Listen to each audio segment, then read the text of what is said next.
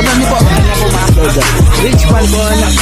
Pakisupport na po. Rich Falcon TV. Subscribe po natin, Kuya Rich Falcon. Rich Falcon TV, napakasipag po. And maasahan po talaga. One call away din po. Kalinga partner. Opo. Rich Falcon TV. Shout out. Mga kalingap. God bless.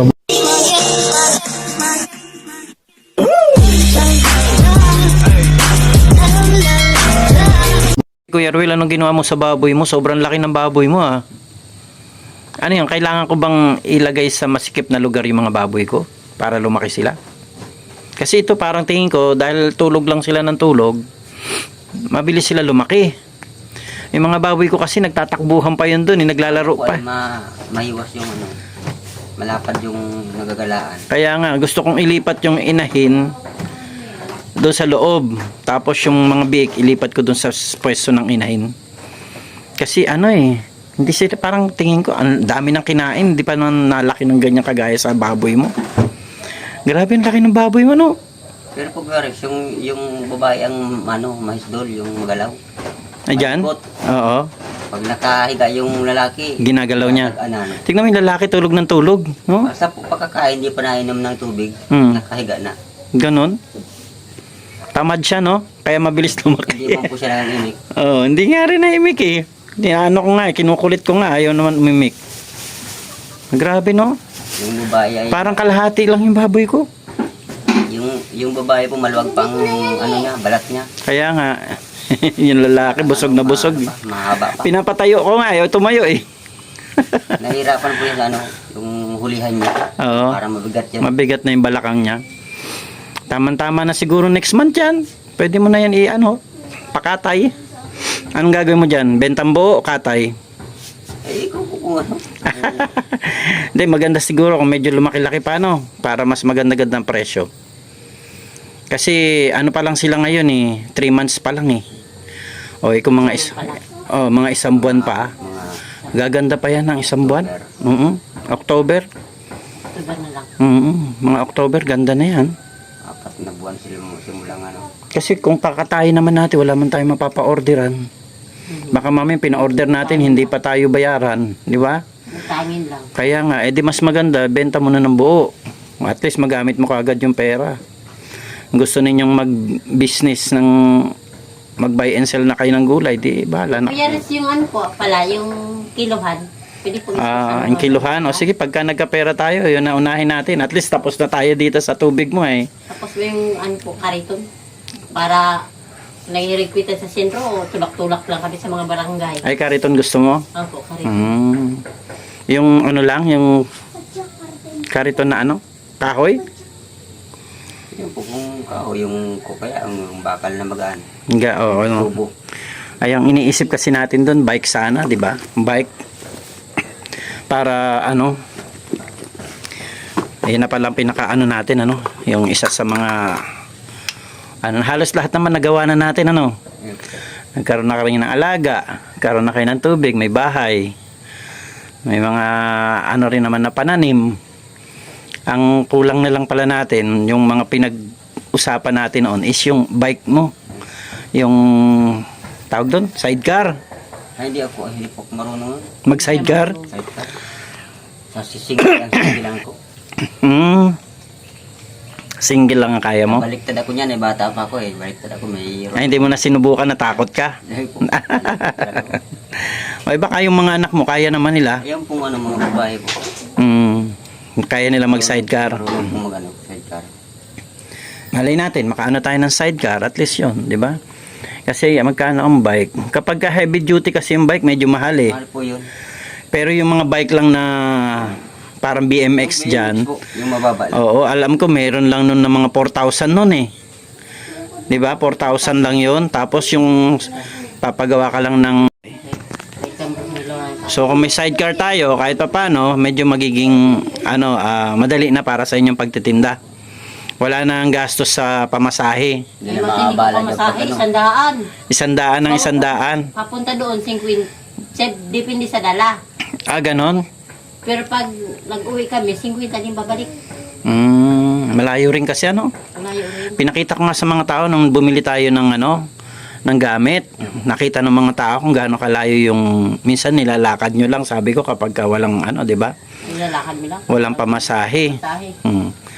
Ay, sabi na, layo pala talaga. Sabi ko, malayo po. Hindi ko mo dait ito sila ay kasi maraming sangay ng dait, malayo din sa sentro kung saan sila nagtitinda.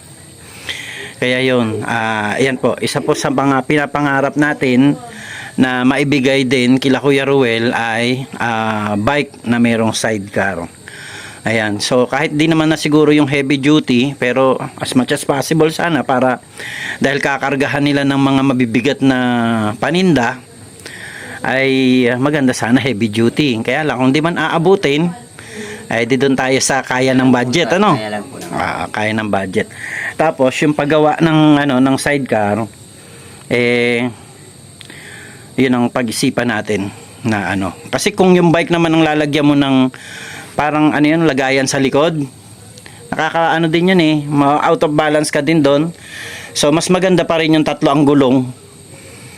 Ano, kasi pwedeng bumaba, may pwedeng magtulak, pwedeng may magpadyak, tulong, ganun. Maganda din, makakasakay na ako doon. Makakasakay ka na doon. Kasi kailangan po dalaw kaming titindahan. Ako tindira. Ikaw ang tindera, si Kuya Ruel ang nasukli.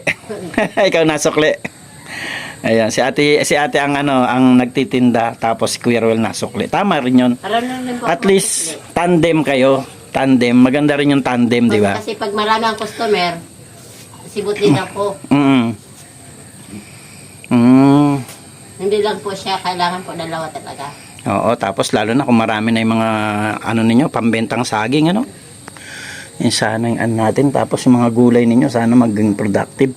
Kung halimbawa, kung halimbawa magkaroon kayo ng grass cutter, kasi nakakapagod din talaga magsudsud, ano? Pero kung grass cutter ang gagamitin ninyo dyan, naalala mo yung Mga lalaki marunong. naalala mo yung ginagamit ni Jose at saka ni Coco Marti dati? Ganun. Kasi alam ko mura lang yun nasa 3,000 lang yun 3,000 mahigit lang. Tapos binubuhusan na lang ng gasolina. Ang ano niya ay gasolina. So yung tingin ko maano dito no? Mabilis yun dito. Baka lahat ito dito malinis ninyo ng husto. O pwede rin gamitin nila Loren sa at saka ni Dudoy para malinis din yung doon sa lugar nila, di ba? Sila din po magagamit ng scatter kasi para siya naman sila mga lalaki. Sa bagay, marunong sila. Marunong. So yun ay pag-pray natin kasi sobrang kasi naglilinis din ako ng ganyan ang kulit ng mga damo, di ba? Kabubunot mo pa lang, maya-maya tubo na naman. At saka para safe din, lalo na yung mga anak mo, mga babae. Usually yun ang iniisip natin kung bakit gusto natin maging safe kayo dito. Kasi puro babae yung mga anak ninyo, halos. Tapos mga bata pa. Kung ganyang maraming damuhan, pagka may luko-luko, gano'n na lang silang hilahin dyan bigla, di ba? Dati po, yung marami akong alagang baka, kahit dito ka mag-upo, kitang-kita yung mga tao. Wala yung damo na yan, mataas na. Oo. Ano yan? Flat siya. Parang plaza yan. Oo. Ay, kinakain ng mga baka. Kaya yun ang natin. Ako gusto ko kasi malinis yung dinadaanan ng mga bata. Kawawa naman sila kapag kagaya dyan, yung doon sa taas. Sabit-sabit nga ako doon sa mga damo doon Yun na, planuhan ko lang puturin yung nagsusubra na kahoy. Oo nga, di ba? Yung pag-ikot na ganyan, may kahoy na nakaganon. Ganon na lang magtago dyan ang mga masasamang loob, di ba? Hindi natin alam. Lalo na, minsan yung mga anak nyo, umuwi ng gabi. Wala pa kayong mga malalakas na flashlight. Kailangan nyo rin ng flashlight dito. Flashlight lighter lang. Oo, kaya kailangan malakas na flashlight. Yan, no? So, medyo po mga kalingap, marami pa po tayong gustong ibigay at gawin dito kila Kuya Ruel, na sana po ay samahan ninyo kami, tulungan ninyo kami, magkaroon sila ng mga malalakas na flashlight kasi medyo po dito, iba po yung dilim pagka sobrang dahil wala nga silang kuryente. Tapos yun, sana magkaroon sila ng grass cutter na nilalagyan na lang ng gasolina. At marunong naman daw pala si Dudoy at saka si Lawrence na mag grass cutter. At yan, pinakaano nila na mabigyan natin sila ng bike with sidecar, kasi para po sa kanilang pagtitinda, dahil mahal po yung pamasahe nila. At saka kung sakasakali, pwede na silang mag-angkat, no? Dala-dala nila yung bike nila na may sidecar. Saan sila mag-aangkat ng paninda diyan pag wala silang paninda dito, para kahit papano ay tuloy-tuloy pa rin po yung kanilang pagtitinda. So ayan, no, Kuya Ruel, no? Kumbaga ito yung mga medyo kumbaga mga huling natin na huling hirit natin, no, na sana ay matulungan tayo ng mga sponsors natin. Ayan, no, Ate Helen, tama ba? Tama po. Kasi ang hirap po kasi nalakad lang kami pa uwi minsan. Layo. Madala pa kaming bigas. Eh kung wala naman pong pamasahe, tama lang po rin sa pambili ng bigas. Eh dilakad talaga. Lakad talaga. So, sa ngayon, tiyaga-tiyaga talaga muna. Pero kapag may awa ang Diyos, sabi nga natin noon, ay pray lang. Pray lang tayo. Tuloy-tuloy lang tayo maglingkod sa Panginoon. Tuloy-tuloy tayo magsimba. At manalangin tayo sa Panginoon na yung mga naisin ng ating puso ay mangyari, no? Sa tamang panahon ay tinakda ng Diyos. Alam ko ibibigay ni Lord yan kasi binigay nga niya yung bahay. Binigay nga niya yung lupa. Binigay yung tubig, binigay yung baboy, binigay yung mga gamit ninyo na hindi natin inaasahan. How much more, itong mga maliliit na bagay na lang ito na alam ko naman ay meron pa ring hihipuin si Lord para maibigay yan sa inyo. Flashlight, tsaka yung bike ninyo na merong sidecar. Yan ay pinaka natin talaga, maximum natin na hihilingin para sa inyo. Na sana yan ay maibigay natin sa inyo at makapaghanap buhay kayo ng maayos pagdating ng mga bagay na yan. Yan, so maraming salamat Kuya Ruel. Ate Helen, thank you so much sa inyo. At kahit papano, kung babalikan ko yung panahon na nagsimula tayo, mahaba-haba na rin yung ating nilakbay, kumbaga, di ba? Nagsimula tayo sa nagkita lang tayo dyan, tapos bigas-bigas, groceries, hanggang dumating ang time na pinagkaloob ni Lord itong bahay. At dumating din yung time na nagkaroon kayo ng mga gamit, nagkaroon ng mga alagang hayop. Kumbaga sa totoo lang, parang wala na tayong mahihiling. Pero ang gusto ko kasi, halos yung mga kailangan ninyo ay mailagay na dyan para po makapagtrabaho kayo ng maayos. Kahit wala man ako, meron na kayong mga ginagamit na hindi na kayo masyado nahihirapan. Ayan, kasi syempre, marami pa tayong tutulungan, marami pa tayong asikasuhin, no? Lalo na sa Antipolo. Hindi ko alam kung anong nag-aantay sa atin doon, dahil may mga tao rin na tumatawag sa atin doon sa ilang part ng Rizal. Syempre, hindi naman natin totally iwanan ang Daet, balik-balik pa rin tayo dito sa Daet kasi nandito kayo, no? At di ko naman kayo pwedeng basta lang din, gusto ko rin na namomonitor ko po ang inyong kalagayan. Yan. Thank you so much sa inyo. Salamat sa pagbibigay ninyo ng time na ako ay makapag-vlog sa inyo at binigyan ninyo ako ng tiwala na matulungan ko kayo. At ito na nga, dumating yung time na nakatulong tayo sa inyo sa tulong din ng mga sponsors natin na nagmamahal sa inyo, nagmamalasakit sa inyo. Kaya ako ay nagpapasalamat din sa inyo. Ayan mga kalingap, mga kapuso, kapamilya, mga kapatid natin ay patuloy po nating subaybayan at tulungan ang pamilya ni Kuya Ruel. At supportahan nyo po Rich Falcon TV. Kung di pa po kayo nakasubscribe sa aking munting channel ay do like, share and comments lang po. At isub nyo na rin po at don't forget to hit the notification bell para lagi po tayong updated sa ating mga videos. Supportahan po natin Aljos Eagle. Maraming pong salamat sa inyo. God bless you. Magandang buhay. Shalom.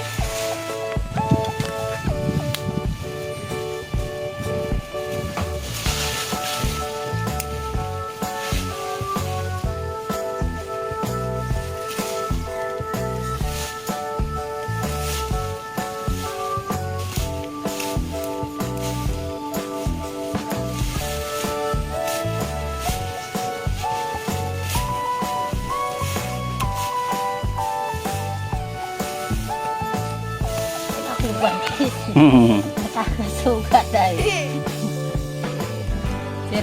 Surugat na yung kamay ko.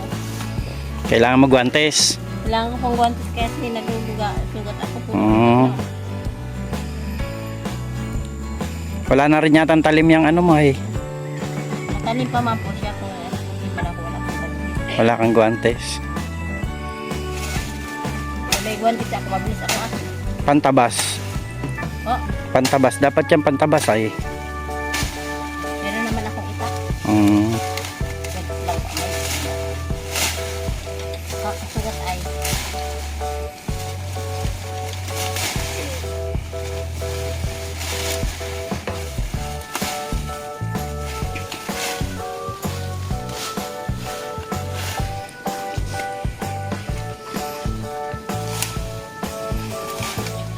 Balik ko, may tanim na ito. Mm. Talong. Talong itatanim.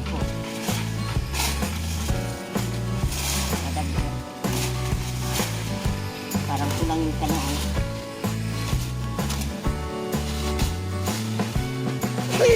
Kailangan talaga dito grass cutter. Para mabilis. Ba't di nyo muna sunugin muna yung mga damo? Hindi po maganda, ang damo na yan, kaya hindi namin sinusunog. Maganda yan sa tanim. Ay, ganun. Para po yung niya, yung lupa niya mabulok pa siya nabubulok. Mm. Yun po ang namin dito, ang abo. Kasi di ba pwede ding abono yung abo ng dahon, ay mga damo. Pwede din po, pero mas maganda po yan kasi alalay. Ah, ganun. Pag yung... Habang nabubulok siya, gumaganda yung tanim. Opo, habang nabubulok siya, gumaganda yung tanim. Mm. Kahit hindi ka papalit-palit ng banyo, Mm. yan lang pa nabulok yan, sapat na yun. Ay, ganun. Kaya yung abo, saglit man lang yun. Mahalo sa lupa yun eh. Oo, mahal yun sa lupa, pero yan, alalay. Mm.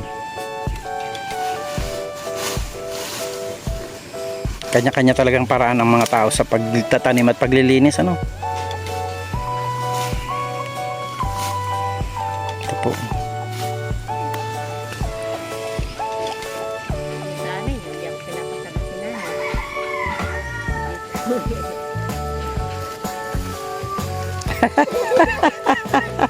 Hindi ka bibigyan ng buta. Sitaw. Namunga na, Kuya Roel, sitaw mo? Buta. Nabulaklak na, no? Ah, may bunga na yung mga sitaw? Meron na po yung bunga. Pinagpala din. Tsaga-tsaga. Sitaw po, hindi ko ginabi. Meron na po bagang bunga. Yung sa akin, ay ginabi ko lahat. Baka isang kilo na po doon. Walang tsaga. Walang tsaga si Rich Falcon mag-antay sa sitaw. Kasi nakikita ko dumadami na yung uod eh. Ito sila oh. Alam niyo po lahat yung mga dito. May mga pakinabang po. Ito yung sinasabi lang anti-cancer. Tino-tino ang tawag. Tapos yan, may mga ampalayang ligaw. Yan po binibenta rin po nila yan. Kaya hindi nila yan tinatanggal mga damo na yan. Kasi dyan po nagapang itong mga ampalayang ligaw. O dami. Mahal din po ang nito, 10 bungkos nito. Magkano isang bungkos? Ha? Magkano isang tali ng ampalayang ligaw? O, 10 din ang isang tali. Gamot yan sa tipon. Sa mga Yan po. kahit Nag-aayos si Kuya Roel ng mga sitaw niya. Ito parang ang gandang pasadahan ng grass cutter oh. Saglit lang nga ito sa grass cutter. Tingnan niyo po sila maggabi oh. Ganyan sila maglinis oh.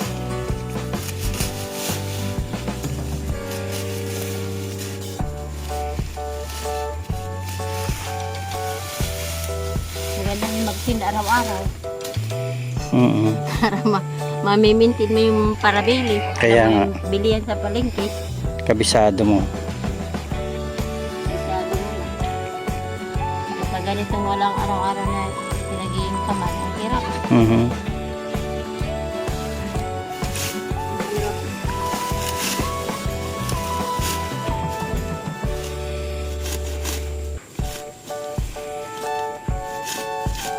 Marami nagiging estudyante.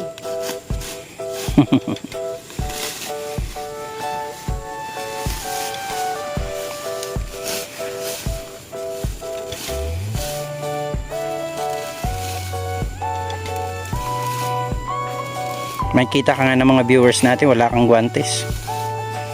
Wala ko talaga akong guantes. Yung binigay po namin guantes sa kanya ay nasira. Napalitan daw. Palitan ng luma. Hmm. Apat bagay yung binigay mo sa akin. Oo, 4. Kasi na lang yun naiwan. Hmm. Tapos naiwan mo pa sa bahay. Ayaw ko sa bahay ninyo. Wala talaga akong guantes. Ano, masama ka sa akin, Kuya Ruel. Bili tayo guantes. Ambo. Yan. Palingki po. Sa may hardware. Umaiba muna daw ako. Tapos atid na lang din kita ulit. Ano po kayo? Bilang kita ng guantes. Nawa naman ako sa kamay mo. Baka mamaya ay hindi ka na mahawakan ni Kuya Ruel sa kamay at puro sakit na yung kamay mo. Masakit na nga ni po. Puro sugat na. Nahiwa ng ano. So, yayain ko muna itong sweetheart mo para mabili ng guantes. Ayan, sige, mabihis lang daw po si Kuya Ruel at bibilihan natin ng guantes ito at kawawa naman oh. Ang sugat na nga ni po. Kanina ako nagtatabas. Para mas mabilis ka kapag may guantes ano. Mabilis po pag may guantes. Tingnan mo na yun. Ay dito kasi nag-iingat-ingat ka dito baka mamaya mahawakan mo mga tinik. Tapos nahawakan mo ulo ng sawa. Ina nga ni po. Andun. Nakakapit ako ng sawa. Ay dan? Mabuti. May guantes ako. Mm. Ito wala. Oo, ay nako po. Kaya natatakot ko. Dampot-dampot. At saka alam mo yung mga viewers natin ayaw nila nang naglilinis na walang guantes. Mahalaga kasi yung guantes. Protection sa kamay yan ay. Kaya mabili muna kami ni Kuya Ruel ng guantes. Para magandang trabaho mo hanggang mamaya, hanggang bukas, hanggang susunod na araw. Kung may guantes ako, tapos na po yan. Nakakuha na. Nakapunta na ako yun. Pinalipas ang sakit ng kamay kasi pahiwa ng aludan.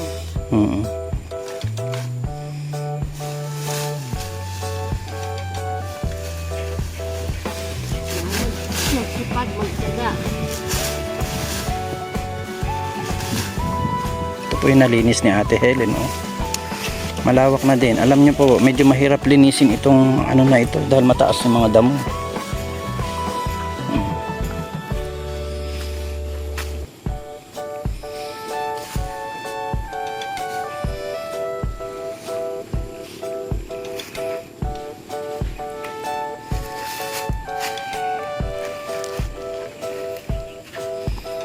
Pero kung ako ito, sunugin ko ito lahat.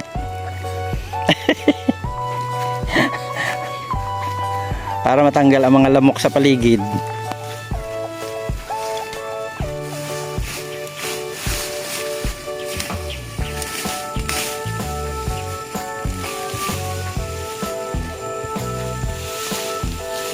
Talagang binubuhag-hag nila.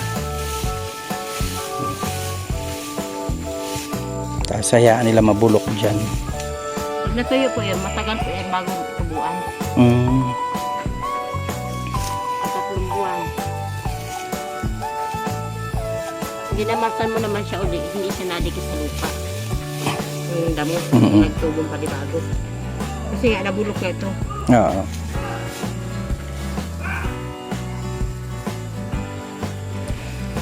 Hindi galit yung walang anak. Bakit? Hindi po yun sila nagkanak. Ah, ganun. Lalaki-laki yung bahay. Pagdating po dyan, marami na po dyan ang bahay. Bahay na po dyan, papunta kalsada doon. Kapunta ng karsada. Dito. Kaya pag may emergency, nandito kami naglalakad sa Kaya dyan.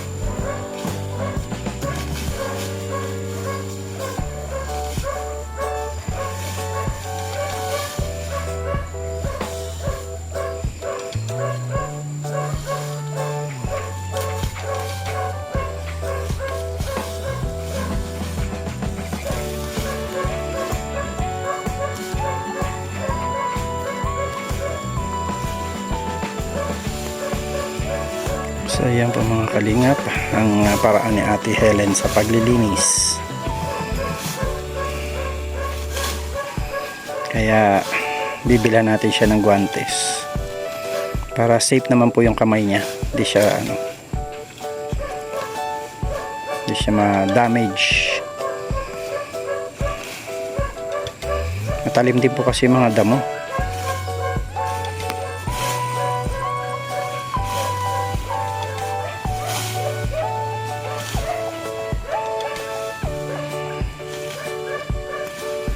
So ayan na si Kuya Ruel. Kami po ay maalis at bibili muna kami ng guantes. Ate Helen, iwan ka muna namin, ano? Okay. Mga kalingap, isang mahalagang araw na naman po ang nangyari ngayong araw na to, at maraming salamat po sa lahat ng mga patuloy na sumusubaybay sa atin.